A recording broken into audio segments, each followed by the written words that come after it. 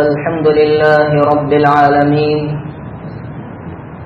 والعاقبة للمتقين والصلاة والسلام على سيد الأنبياء والمرسلين سيدنا ومولانا محمد وعلى آله وأصحابه أجمعين.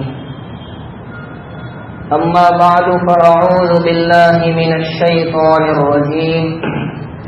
بسم الله الرحمن الرحيم. وقضى ربك ألا تعبدوا إلا إياه وبالوالدين إحسانا. صدق الله العظيم. بزرگان محترم اور برادران عزیز، اللہ تبارک و تعالی کا بہت بڑا کرم ہے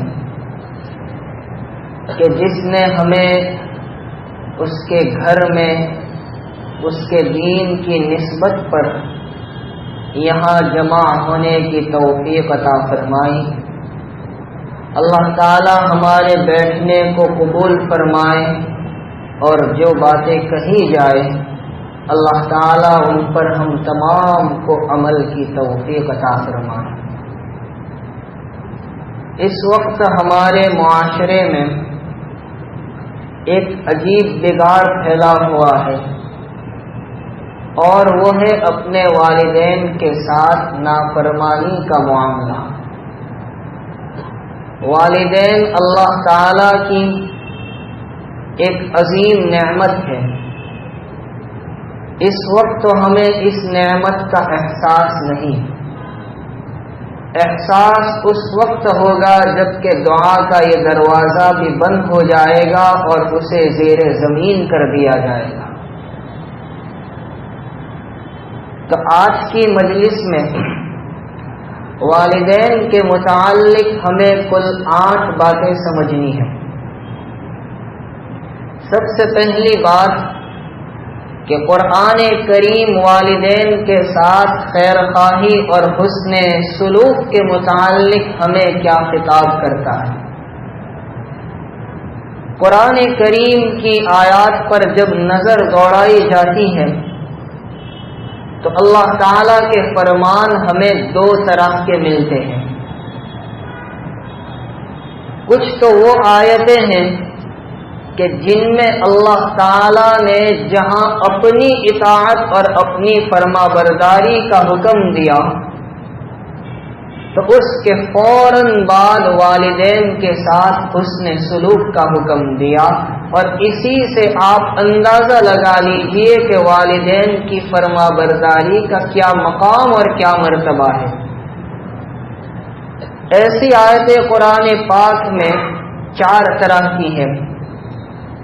سورہ بنی اسرائیل میں سورہ بقرہ میں اللہ تعالیٰ فرماتے ہیں وَإِذْ أَخَذْنَا مِيثَاقَ بَنِي إِسْرَائِيلَ لَا تَعْبُدُونَ إِلَّا اللَّهَ کہ ہم نے بنی اسرائیل سے اس بات پر عہد و پیمان لیا کہ تم عبادت نہ کرو صرف اللہ کی.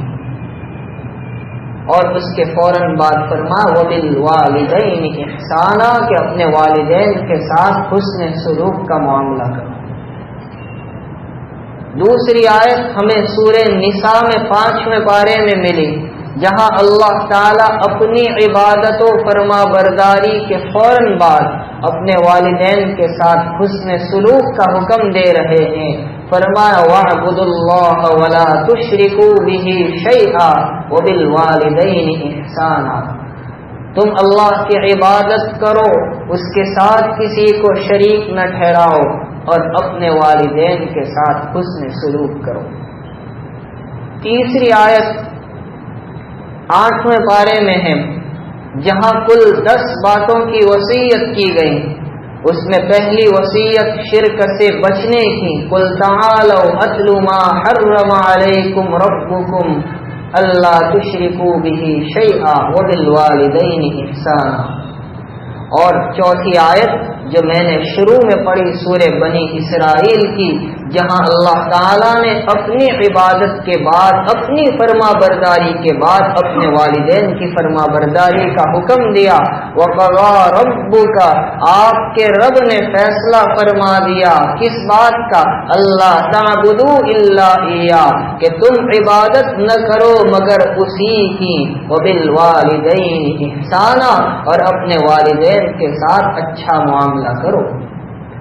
تو یہ ایک آیت ایک طرح کی ہوئی، اور دوسری آیت قرآن پاک کی جہاں اللہ تعالی نے تمام انسانوں کو تاکیدی طور پر حکم دیا، وصیت کے طور پر حکم دیا، پختگی کے ساتھ حکم دیا اپنے والدین کے ساتھ اچھا معاملہ کرتے رہنا۔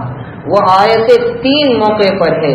سورہ عنکبوت کے پہلے رکوع میں وَوَصَّيْنَا الْإِنسَانَ بِوَالِدَيْهِ حُسْنًا، سورہ لقمان کے دوسرے رکوع میں وَوَصَّيْنَا الْإِنسَانَ بِوَالِدَيْهِ، اور سورہ احقاف کے دوسرے رکوع میں وَوَصَّيْنَا الْإِنسَانَ بِوَالِدَيْهِ إِحْسَانًا۔ یہ تینوں آیتوں کا خلاصہ ہے اللہ تعالی تمام انسانوں کو تاکیدی طور پر حکم دے رہے ہیں کہ تم اپنے والدین کے ساتھ حسن سلوک کرنا، اچھا معاملہ کرتے رہنا۔ بہرحال یہ پہلی بات ہوئی والدین کے متعلق کہ والدین کے بارے میں قرآن ہمیں کیا کہتا ہے۔ قرآن ہمیں دو باتیں سکھا رہا ہے۔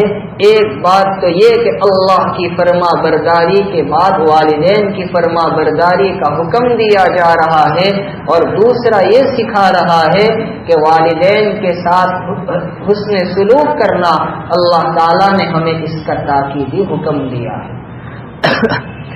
دوسری بات، والدین کے ساتھ اچھا برتاؤ کرنا، حسن سلوک کرنا، اس سلسلے میں جناب رسول اللہ صلی اللہ تعالی علیہ وسلم کے کیا کیا ارشادات ہیں۔ نبی پاک علیہ السلام کے ارشادات کی روشنی میں والدین کے ساتھ حسن سلوک کرنے پر ہمیں کیا فائدہ نصیب ہوگا۔ مشکات شریف میں صفحہ 418 پر ابواب البر والصلہ میں ایک روایت حضرت ابو ہریرہ رضی اللہ تعالی عنہ سے مروی ہے۔ نبی کریم صلی اللہ تعالی علیہ وسلم سے ایک صحابی سوال کرتے ہیں، اللہ کے رسول، میں سب سے زیادہ حسن سلوک کا معاملہ کس کے ساتھ کروں؟ نبی کریم علیہ السلام جواب میں فرماتے ہیں، کا اپنی والدہ کے ساتھ۔ انہوں نے سوال کیا، ثم من، پھر کس کے ساتھ؟ جواب ملا، کا اپنی والدہ کے ساتھ۔ پھر سوال کیا، پھر کس کے ساتھ؟ فرما، کا اپنی والدہ کے ساتھ۔ 3 مرتبہ فرما، کا اپنی والدہ کے ساتھ، اپنی والدہ کے ساتھ، اپنی والدہ کے ساتھ۔ جب 4تھی مرتبہ سوال کیا گیا تو فرمایا آقا علیہ السلام نے، ابا کا اپنے والد کے ساتھ، اپنے باپ کے ساتھ۔ پتہ چلا کہ ماں کا حق باپ کے حق کے مقابلے میں 3 گنا زیادہ ہے۔ میرے والد صاحب رحمۃ اللہ علیہ نے ایک عجیب بات درس میں فرمائی تھی کہ ماں کے حق کو 3 گنا زیادہ کیوں بتایا گیا؟ اس لیے بتایا گیا کہ ماں 3 تکلیفیں وہ برداشت کرتی ہے جس کا احساس باپ کو نہیں ہوتا۔ نمبر 1، حمل کی جو تکلیف ہے، 9 مہینے تک اپنے پیٹ میں رکھنا، اس تکلیف کا احساس باپ کو نہیں ہوتا، ماں کو ہوتا ہے کہ اس نے ہمیں 9 مہینے اپنے پیٹ میں رکھا ہے۔ میرے والد صاحب فرماتے تھے کہ ہم کیا جانے اس تکلیف کو۔ اگر اندازہ لگانا چاہتے ہو کہ کیا تکلیف ہوتی ہے، ایک اینٹ کو لیجئے اور اپنے پیٹ کے ساتھ باندھ دیجئے اور 24 گھنٹے اس حالت میں گزاریے اس اینٹ کے ساتھ۔ اسی حالت میں آپ کا بیٹھنا اٹھنا ہو، اسی حالت میں آپ کا لیٹنا سونا ہو، اسی حالت میں آپ کا کھانا پینا استنجے میں جانا ہو، اسی حالت میں آپ کا نماز پڑھنا ہو۔ آپ سوچئے، تصور کیجئے کتنی تکلیف ہوگی، ماں کو اس سے زیادہ تکلیف ہوتی ہے۔ نمبر 2، جب بچہ جننے کا موقع ہوتا ہے، ولادت کا موقع ہوتا ہے، اس موقع پر جو تکلیف ہوتی ہے اس تکلیف کا احساس باپ کو نہیں ہوتا، اس کا احساس ماں سے پوچھیے۔ اور نمبر 3، بچہ پیدا ہو جانے کے بعد اس کی صحیح تربیت کرنا، اس کو دودھ پلانا، اس کے کھلانے پلانے کا انتظام کرنا، یہ ساری تکلیفیں ماں برداشت کرتی ہیں۔ اس کی ناپاکی میں، پیشاب میں ماس ہوتی ہے، بچے کو خشکی پر سلاتی ہے، باپ کو اس کا احساس نہیں ہوتا، کیونکہ ماں نے یہ 3 تکلیفیں اٹھائی۔ اس لیے جناب رسول اللہ صلی اللہ علیہ وسلم نے اپنے فرمان میں ظاہر کر دیا کہ ماں کے حق باپ کے حق کے مقابلے میں 3 گنا زیادہ ہے۔ دوسری روایت حضرت انس ابن مالک رضی اللہ تعالیٰ عنہ سے، مسند احمد میں یہ روایت ہے، نبی کریم صلی اللہ تعالی علیہ وسلم نے ارشاد فرمایا، اگر تم یہ چاہتے ہو کہ تمہارے عمر میں برکت کر دی جائے اور تمہارے رزق میں وسعت کر دی جائے، تمہاری عمر بھی دراز ہو، اس میں برکت ہو، تمہارا رزق بھی وسیع ہو، تو تم اپنے والدین کے ساتھ اچھا معاملہ کرتے رہنا، حسن سلوک کرتے رہنا۔ نمبر 3، مصنف ابن ابی شیبہ میں ایک عجیب روایت ہے، حضرت عائشہ رضی اللہ تعالی عنہ فرماتی ہے، نبی کریم صلی اللہ تعالی علیہ وسلم نے اپنا ایک خواب بیان کیا۔ نبی کا خواب تو وحی ہوتا ہے، عجیب خواب ہے۔ آقا فرماتے ہیں، میں نے خواب میں جنت کو دیکھا، میں جنت میں داخل ہوا، مجھے اچانک قرآن کی آواز آنے لگی کہ کوئی بندہ کلام اللہ شریف کی تلاوت کر رہا ہے۔ کہاں تلاوت کر رہا ہے؟ جنت میں۔ آقا نے پوچھا یہ آواز کس کی ہے؟ تو فرمایا کہ یہ حارثہ بن نعمان رضی اللہ تعالیٰ عنہ، ایک صحابی، ان کی آواز ہے۔ آپ نے فرمایا کذالک البر، نیکی ایسی ہی ہوتی ہے، نیکی ایسی ہی ہوتی ہے۔ یہ مقام انہیں اس لیے ملا تھا کہ وہ اپنی والدہ کے بڑے فرما بردار تھے۔ نمبر 4، آپ میں سے ہر کوئی جانتا ہے نبی پاک علیہ الصلوۃ والسلام کا یہ ارشاد ہمارے سامنے، یہ فضیلت ہمارے سامنے کہ والدین کو دیکھنا بھی باعث رحمت بلکہ حج مبرور کا ثواب رکھتا ہے۔ اور علامہ بدر الدین عینی رحمۃ اللہ علیہ نے بخاری شریف کی شرح عمدۃ القاری میں ایک عجیب بات بیان کی، اور اسی کے حوالے سے شمائل کبریٰ میں بھی نقل کی گئی ہے۔ حضرت عبد الرحمن ابن سمورہ رضی اللہ تعالی عنہ فرماتے ہیں، ایک مرتبہ نبی کریم صلی اللہ تعالی علیہ وسلم ہمارے پاس تشریف لے آئے اور ہم لوگ صفہ میں تھے، چبوترے میں تھے۔ نبی کریم علیہ الصلوۃ والسلام نے فرمایا کل رات میں نے ایک عجیب خواب دیکھا۔ آپ نے فرمایا میں نے خواب میں یہ دیکھا کہ میری امت میں سے ایک بندے کی روح قبض کرنے کے لیے ملک الموت اس کے پاس تشریف لائے، لیکن والدہ کے ساتھ حسن سلوک کی وجہ سے موت سے اس کو چھڑا دیا گیا، یعنی اس کو اس شرط پر موت سے بچا لیا گیا کہ تم اپنی والدہ کے ساتھ حسن سلوک کرو گے تو تمہیں فی الحال موت نہیں آئے گی۔ آپ اندازہ کیجئے کہ والدین کی فرما برداری اور ان کے ساتھ حسن سلوک کا کیا مقام ہے۔ حضرت ابو امامہ رضی اللہ تعالی عنہ نبی کریم صلی اللہ تعالی علیہ وسلم سے پوچھتے ہیں، اللہ کے رسول والدین کے بارے میں، ان کے حقوق کے بارے میں آپ کیا فرماتے ہیں؟ آقا علیہ الصلوۃ والسلام نے کیا فرمایا؟ آپ نے فرمایا کہ وہ دونوں تمہاری جنت ہے یا تمہاری جہنم ہے۔ اگر تم ان کے ساتھ اچھا معاملہ کرو گے، ان کی خدمت کرو گے تو یہ تمہارے لیے نیکی اور جنت میں جانے کا ذریعہ، اور اگر تم نے ان کے ساتھ بدسلوکی کی، تم نے ان کے ساتھ برا معاملہ کیا تو یہی چیز تمہیں جہنم کی آگ میں دھکیل دے گی۔ اور مشکات شریف میں روایت ہے صفحہ 419 پر آپ نے فرمایا رضا الرب فی رضا الوالد و سخط الرب فی سخط الوالد، اللہ کی رضامندی اگر چاہتے ہو، اللہ کی رضامندی باپ کی رضامندی میں، اور اللہ کی ناراضگی باپ کی ناراضگی میں ہے۔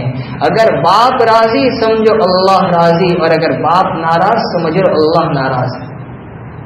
ان تمام روایات سے والدین کے ساتھ حسن سلوک کی اہمیت پتہ چلتی ہے۔ یہ دوسری بات ہے۔ تیسری بات، والدین کے ساتھ نافرمانی کرنا، ان کے ساتھ بدسلوکی کرنا، اس سلسلے میں جناب رسول اللہ صلی اللہ علیہ وسلم کے کیا ارشاد ہے؟ نمبر 1، نبی کریم علیہ الصلوۃ والسلام نے ایک مرتبہ نہیں، 2 مرتبہ نہیں، 3 مرتبہ فرمایا رغیم انفو رغیم انفو رغیم انفو، اس آدمی کی ناک خاک آلود ہو، یعنی ذلیل ہو وہ آدمی، ذلیل ہو وہ آدمی، ذلیل ہو وہ آدمی۔ پوچھا گیا من یا رسول اللہ، اے اللہ کے رسول کون ذلیل ہو، کس کی ناک خاک آلود ہو؟ فرما من ادرک والدیہ عند الکبر احدہما او کلاہما ثم لم يدخل الجنہ، کہ جو اپنے والدین میں سے دونوں کو یا کسی ایک کو بڑھاپے کی حالت میں پائے اور اس کے باوجود وہ اپنے آپ کو جنت کا مستحق نہ بنا سکے، وہ آدمی ذلیل ہو جائے۔ اور آپ اس روایت کو بھول گئے جو آپ نے بارہا سنی، حضرت شیخ نے فضائل رمضان میں تفصیل سے بیان کی ہے۔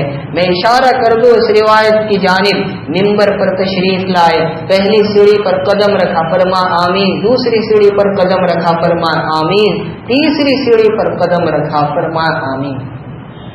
پوچھا کہ اللہ کے رسول کیا بات ہے؟ فرمایا جبرائیل میرے پاس آئے تھے، جب میں نے پہلی سیڑھی پر قدم رکھا جبرائیل نے یہ بددعا کی، ہلاک ہو جائے، برباد ہو جائے وہ آدمی جو رمضان کا مہینہ پا کر بھی اپنی مغفرت نہ کروا سکے۔ میں نے کہا آمین۔ جب میں نے دوسری سیڑھی پر قدم رکھا جبرائیل نے یہ بددعا کی، ہلاک ہو جائے، برباد ہو جائے وہ آدمی جس کے سامنے میرا ذکر آئے اور مجھ پر درود نہ پڑے۔ میں نے کہا آمین۔ اللہم صلی علی سیدنا و مولانا محمد وبارک وسلم۔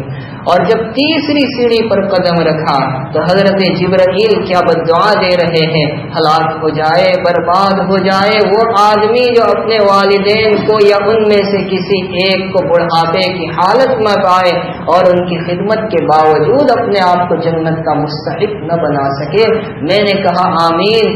ذرا سوچئے، تصور کیجئے بددعا کرنے والی ذات کون ہے؟ وہ ہے جو تمام فرشتوں کے سردار ہے۔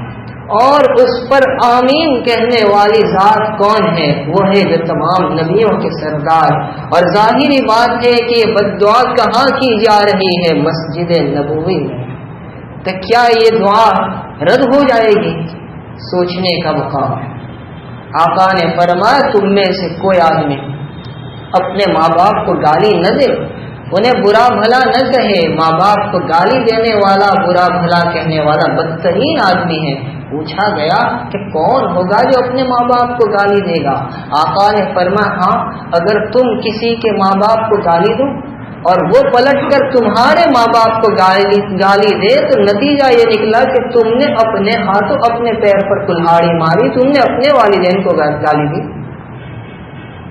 بلکہ آقا علیہ الصلوۃ والسلام نے یہاں تک فرما دیا کہ مرنے سے پہلے اللہ تعالی انسان کے گناہوں کو بخش دیتے ہیں، معاف کر دیتے ہیں اللہ جو چاہے، مگر والدین کی نافرمانی ایسا خطرناک جرم ہے کہ مرنے سے پہلے بھی بندہ اس کی سزا بھگتتا ہے، اس کا انجام وہ اپنی آنکھوں سے دیکھ لیتا ہے۔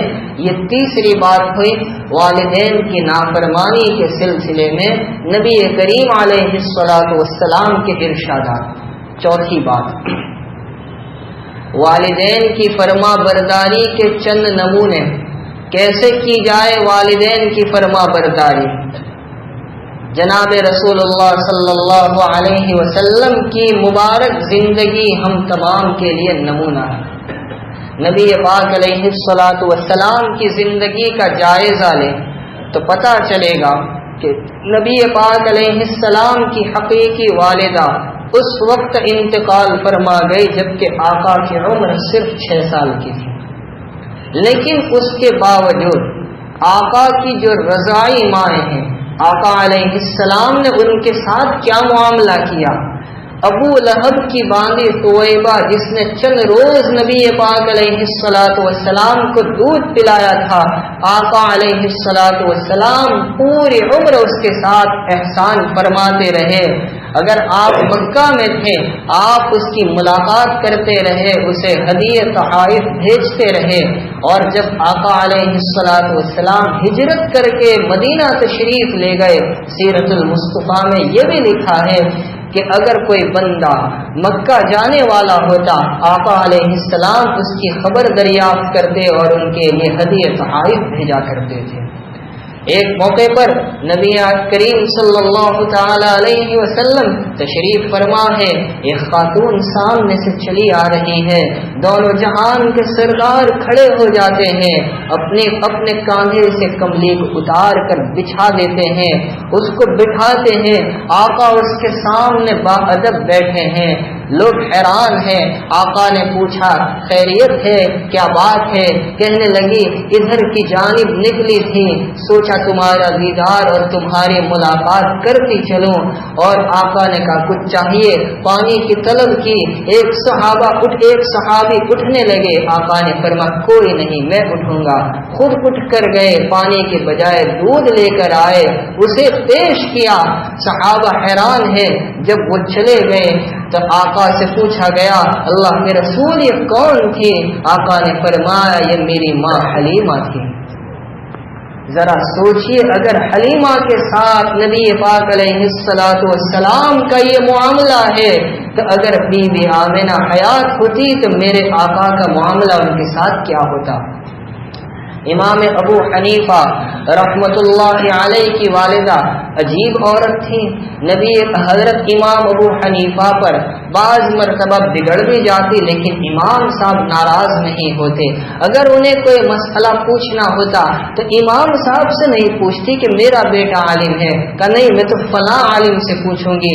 امام صاحب ناراض نہیں ہوتے، اپنی اماں کو سواری پر سوار کرتے اور اسے لے کر چلتے، اس عالم کی خدمت میں جاتے، اس عالم سے مسئلہ پوچھتے۔ بہت سی مرتبہ یہ ہوتا کہ وہ عالم بھی مسئلے کا جواب نہیں جانتا، وہ امام صاحب سے پوچھتا، امام صاحب چپکے سے جواب بتاتے، پھر وہ ان کی والدہ کو جواب بتاتا۔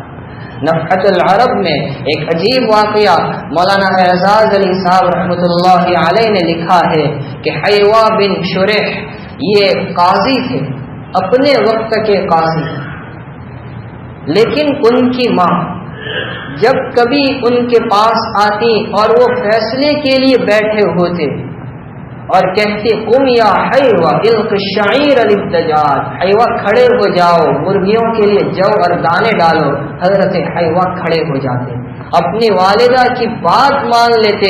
وہاں حاشیے میں ایک بات بڑی پتے کی لکھی ہے کہ ان کا مقام یہ تھا والدہ کی خدمت کی برکت سے کہ وہ مستجاب الدعوات تھے، اور کنکر اپنے ہاتھ میں لیتے اور کنکر ان کی دعا کی برکت سے کھجور میں تبدیل ہو جایا کرتے تھے۔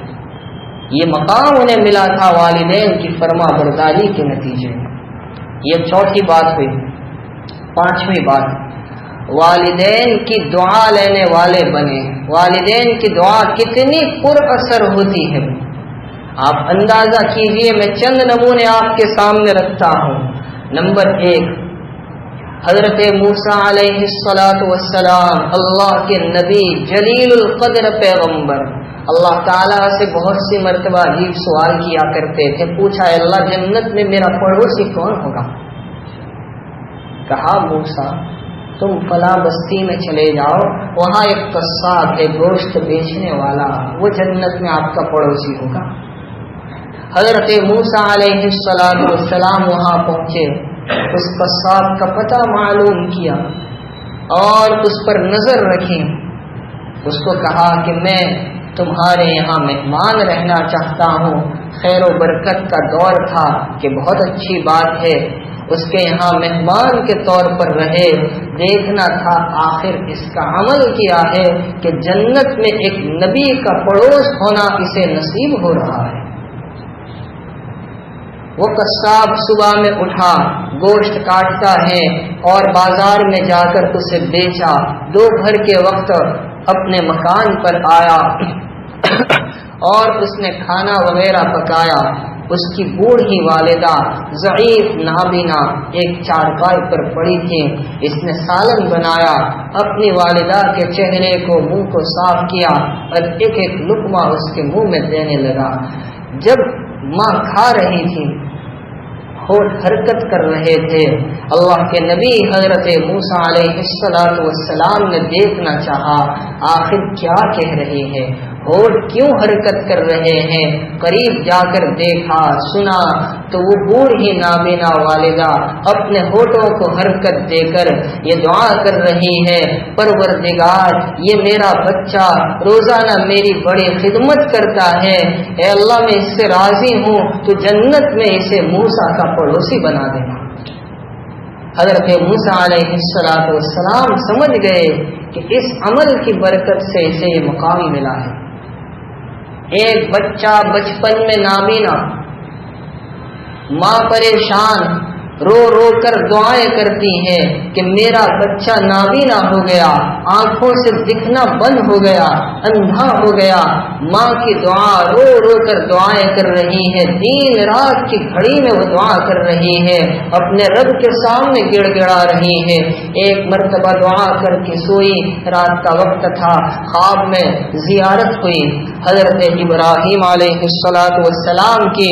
وہ فرما رہے ہیں، اے اللہ کی بندی اٹھ اور ذرا دیکھ، تیرے بیٹے کو بینائی نصیب ہو گئی۔ اٹھ کر دیکھا تو واقعتاً بچے کو بینائی مل چکی تھی۔ پھر یہی بچہ آگے تعلیم حاصل کرتا چلا گیا اور آج ہم بڑے ادب سے ان کا نام لیتے ہیں، حضرت امام بخاری رحمۃ اللہ علیہ۔ ایک بچہ رات کے وقت ماں کہتی ہے بیٹا مجھے پیاس لگی ہے، پانی پلا دے۔ بچہ پانی لینے کے لیے گیا، جب پانی لے کر آیا تو کیا دیکھتا ہے کہ والدہ سو چکی ہے۔ وہ پیالہ لے کر، گلاس لے کر وہیں ماں کے سرانے کھڑا رہا کہ میری ماں بیدار ہوگی تو میں اپنی ماں کو یہ پانی پیش کر دوں گا۔ کافی دیر کے بعد ماں کی آنکھ کھلی، دیکھا کہ میرا بیٹا پانی کا پیالہ لیے ہوئے کھڑا ہے۔ دل کی گہرائی سے دعا نکل گئی اور وہ دعا اثر کر گئی۔ اس مقام پر وہ بچہ پہنچا کہ جنید بغدادی رحمت اللہ علیہ جیسی شخصیت فرماتے ہیں کہ جو مقام فرشتوں میں حضرت جبرائیل کا ہے وہ عارفین میں ان کا مقام ہے۔ میری مراد اس سے حضرت بایزید بستانی رحمت اللہ علیہ۔ اور میں نے ایک کتاب میں عجیب واقعہ آج ہی پڑھا، حضرت بقی بن مخلد رحمت اللہ علیہ 3 یا 4 صدی کے مشہور محدث گزرے ہیں، بقی بن مخلد۔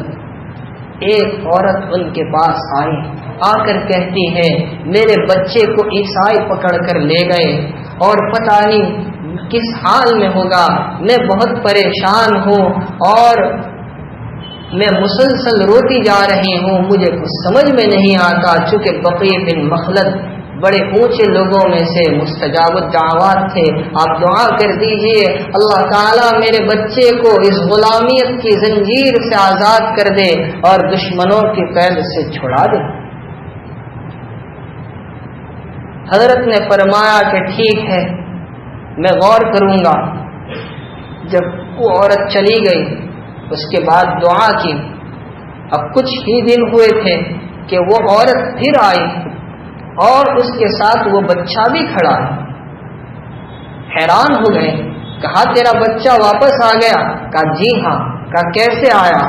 وہ عورت کہنے لگی میں کیوں بتاؤ، اس سے پوچھ لیجئے کہ کیسے واپس آیا۔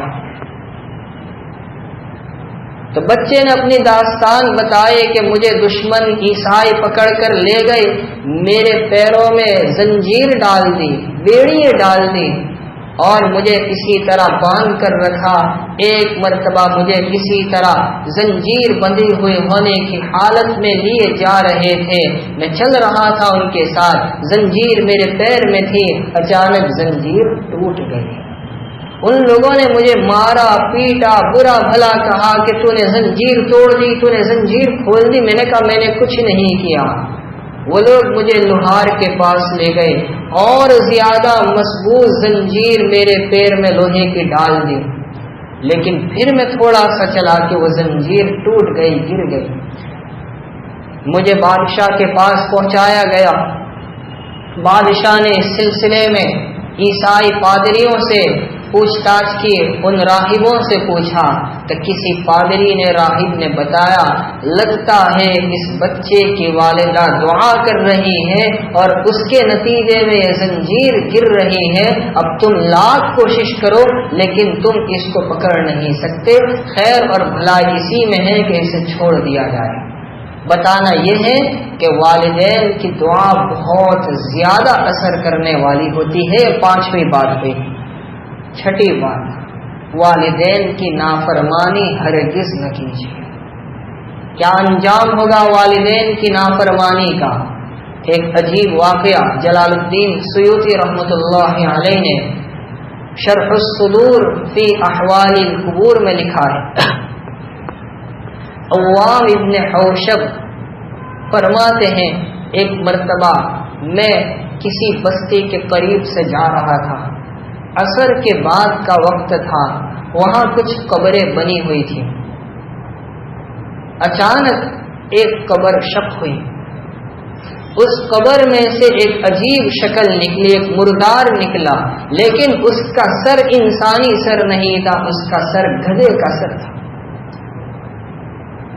اور اس نے 3 مرتبہ آواز نکالی جو گدھے کی مخصوص آواز ہوتی ہے, اور پھر وہ قبر میں چلا گیا. قبر بند ہو گئی.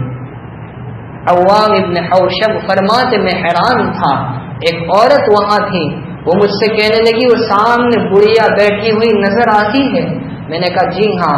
کہا یہ جو قبر میں سے مردہ نکلا ہے اس بڑھیا کا بیٹا ہے, اور یہ اپنی ماں کی نافرمانی کرتا تھا.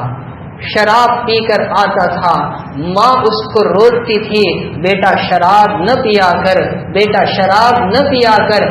تو بچہ ماں کی اس نصیحت کے جواب میں کہتا تھا کہ کیا گدھے کی طرح بھونکتی ہے. چونکہ اس بچے کا انتقال عصر کے بعد ہوا, برسوں سے ہم یہ آواز سن رہے ہیں کہ عصر کے بعد اس کی قبر شق ہوتی ہے اور یہ ایسی شکل نکلتی ہے.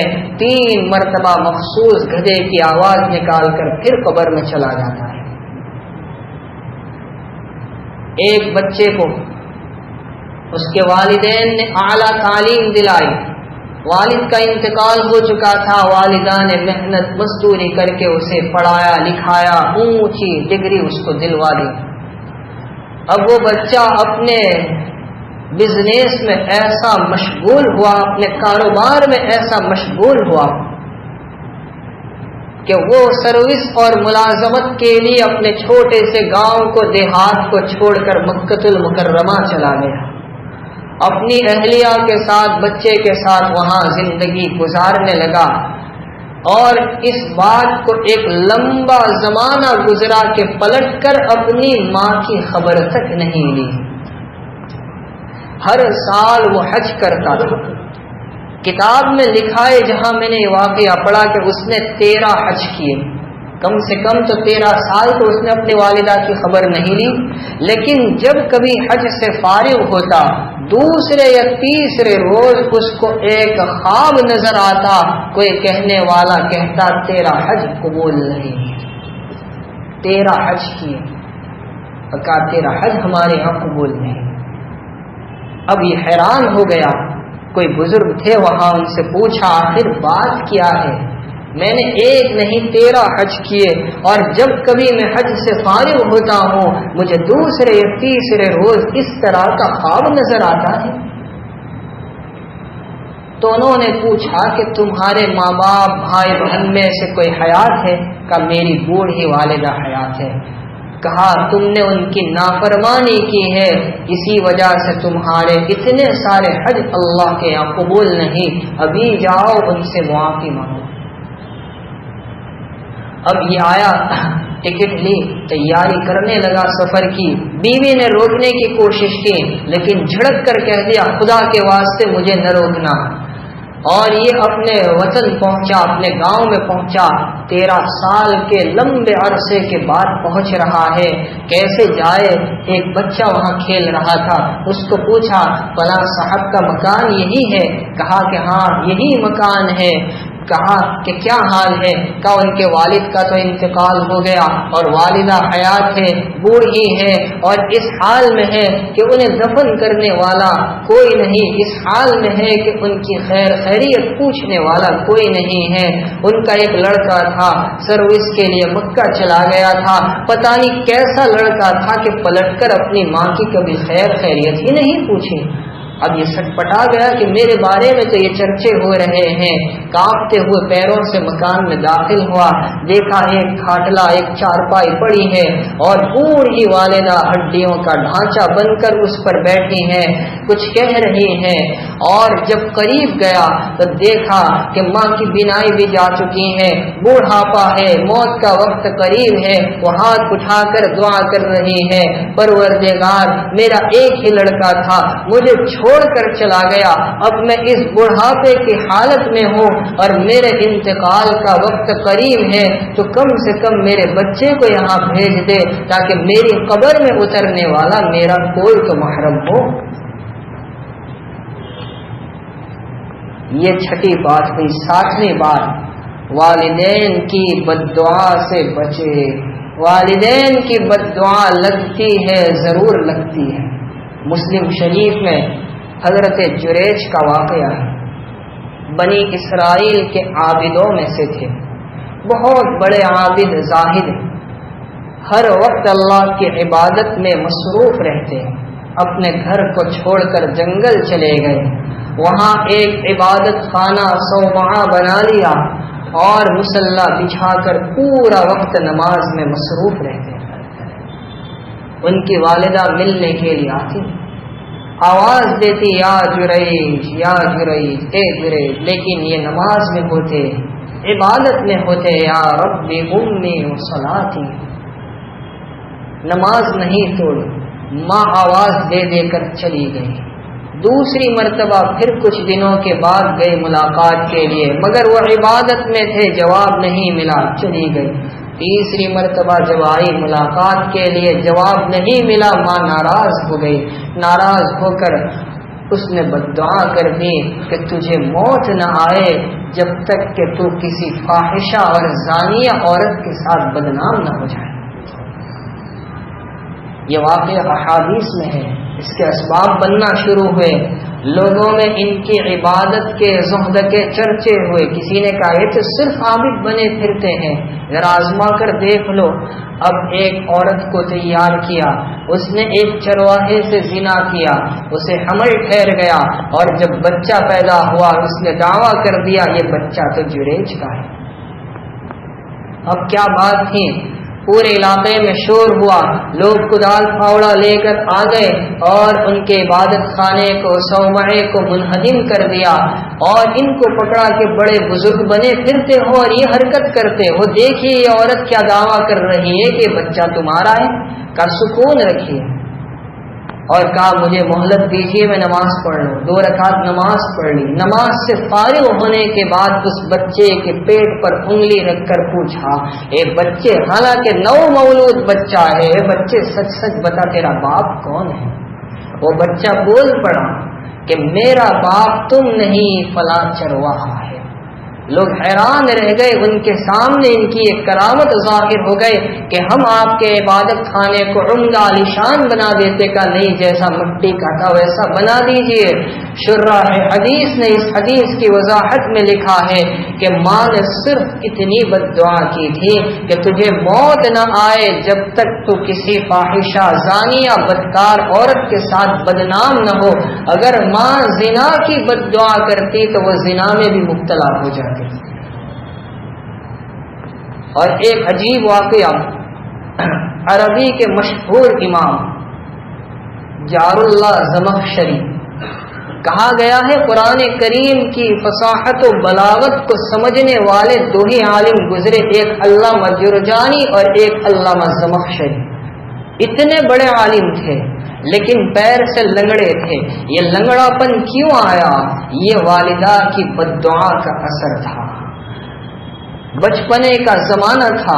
انہوں نے ایک چڑیا کو پکڑا، اس کے پیر میں ایک رسی باندھی، اس کو کھینچ رہے۔ ماں نے دیکھ لیا، بیٹا یہ بے زبان پرندہ، اس کے ساتھ یہ حرکت کیوں کرتے ہو؟ پیر ٹوٹ جائے گا۔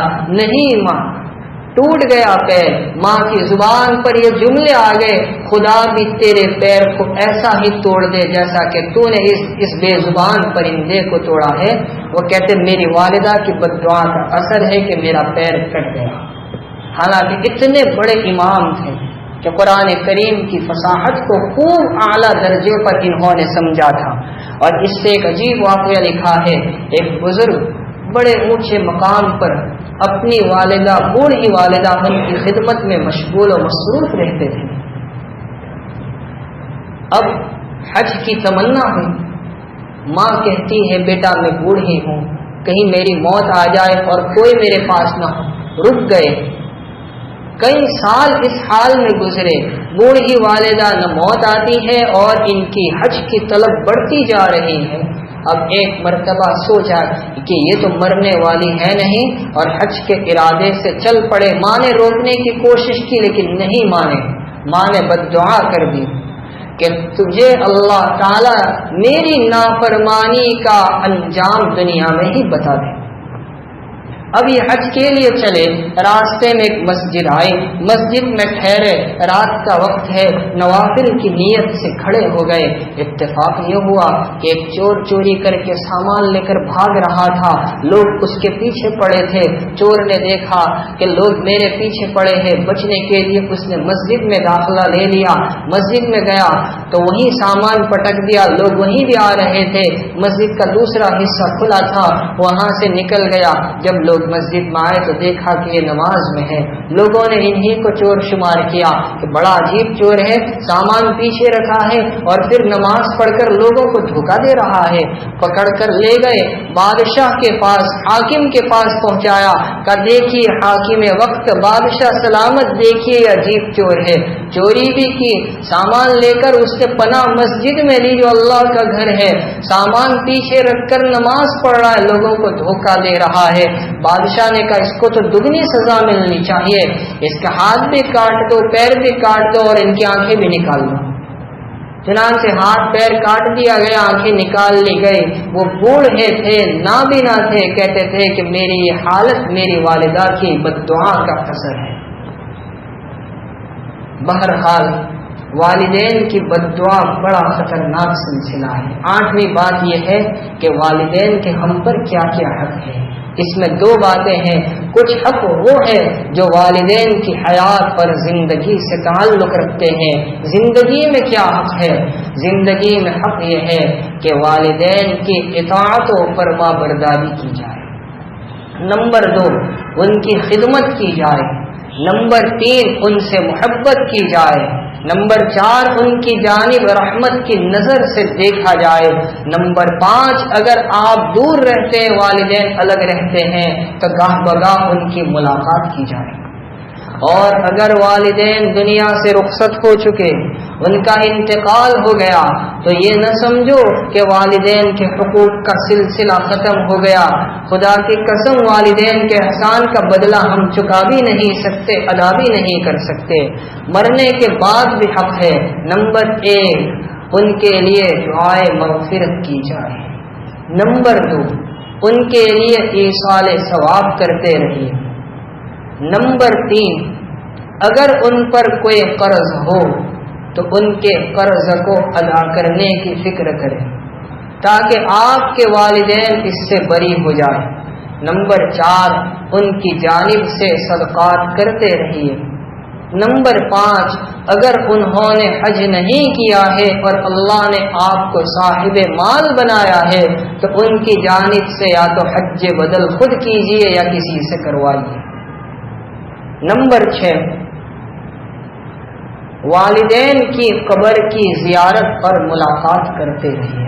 فضائل صدقات میں حضرت شیخ نے ایک عجیب واقعہ لکھا ہے کہ ایک عورت، اس کا انتقال ہوا اور اس کا بچہ پابندی سے جمعہ کے دن اپنے والدہ کی قبر پر حاضر ہوا کرتا تھا۔ یہ اس کا معمول رہا۔ ایک مرتبہ اس بیٹے نے خواب میں اپنی والدہ کی زیارت کی، پوچھا اماں کیا حال ہے؟ ماں نے بتایا بیٹا میں بہت سکون میں ہوں، موت تو بڑی خطرناک چیز ہے مگر میں بہت آرام میں ہوں، میرے لیے پھول کی چادر بچھا دی گئی ہے۔ اور اس نے کہا بیٹا تم جمعہ کے دن جو مجھ سے ملنے کے لیے میری قبر پر آیا کرتے ہو، پڑھ کر مجھے ایصال ثواب کرتے رہتے ہو، تم یہ عمل جاری رکھنا، تمہارے آنے سے مجھے بڑی خوشی ہوتی ہے، تمہارے آنے کا انتظار میرے ساتھ دفن ہوئے مردوں کو بھی ہوتا ہے، وہ مجھے کہتے دیکھ تمہارا بیٹا آ رہا ہے، تو تم یہ عمل جاری رکھنا۔ بچے نے وہ عمل جاری رکھا، پابندی سے جاتا رہا۔ اب ایک مرتبہ اس نے خواب دیکھا کہ بہت سے مرد اور عورت ہیں اور آ کر اس کا شکریہ ادا کر رہے۔ اس نے پوچھا تم کون ہو؟